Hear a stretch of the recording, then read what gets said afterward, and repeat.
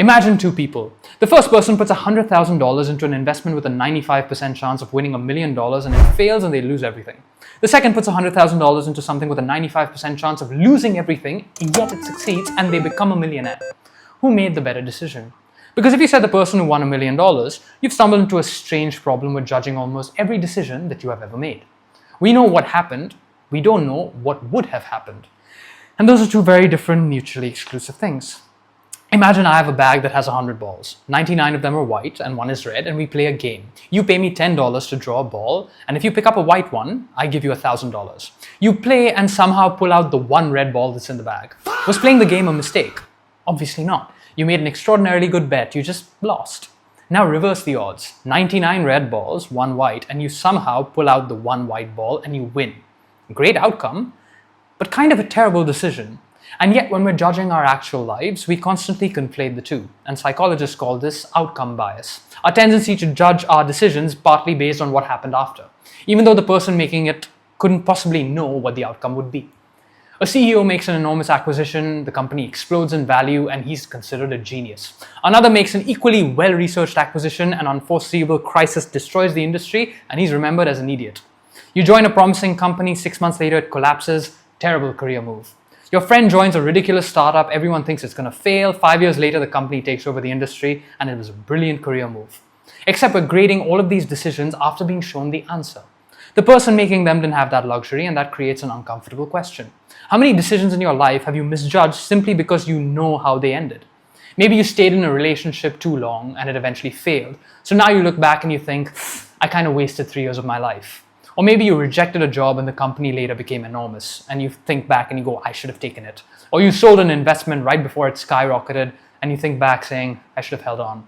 Once we know what happened, the alternative suddenly becomes obvious, except you have absolutely no idea what would have happened if you'd chosen differently.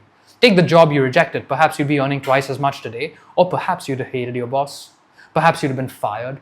Perhaps taking it would have meant moving somewhere else, meeting an entirely new set of people, missing out on your future partner, changing the entire trajectory of your life. You don't compare the life you chose with the life you rejected. You compare reality with an imaginary abstract alternative. And imagination has this unfair advantage where we don't include anything that could have gone wrong. That's the part of regret that makes it so convincing. Right? The road not taken seemingly has no potholes because no one's ever driven down it. But now we have the opposite problem too, right? If outcomes don't tell us if a decision was good, what does? Perhaps we need to change the question. It's less about did it work and more about, given what I reasonably knew at the time, was it the best choice available to me? Did I have enough information? Did I seek evidence that might prove me wrong? Did I know the risks? Did I distinguish what was likely from what was merely possible? And most importantly, would I make the same decision again if I knew the probabilities but not the outcome? Because sometimes the rational response to failure is to repeat the decision that failed. If I offer you that 99% chance of winning game again, you should play again even though you lost. And the reverse is much more dangerous. Sometimes you do something incredibly stupid, reality rewards you, and you drive drunk and arrive home safely, you put your entire savings into one ridiculous investment and it actually explodes, you ignore every warning and nothing happens, and that's a bad lesson to learn. Because when reckless decisions work, we don't experience them as warnings, we experience them as evidence that we were right. Of course, this doesn't mean that every disaster can be dismissed as bad luck. If your decisions consistently end terribly, at some point you should probably inspect the person making them. So outcomes still matter, but one outcome is a story. Repeated outcomes become evidence. The question is what the outcome tells you about your process. Were your assumptions wrong? Was there information you couldn't possibly have known? Or was the information sitting in front of your face and you just ignored it because you didn't like what it implied? Those are very different types of failures. And ultimately, that's what makes important decisions so difficult. Should I marry this person? Should I quit my job? Should I start my company? Should I move across the world and take these big risks? You can gather evidence, you can try to calculate probabilities and ask people you trust and confide in them, think until 3 in the morning, and eventually reach the edge of what can be known, and then you have to make a decision. So perhaps maturing isn't becoming someone who always makes the right decisions, because I think that's impossible. Maybe it's becoming someone who makes better bets. Someone who can distinguish a bad outcome from a bad decision, and a good outcome from a good decision.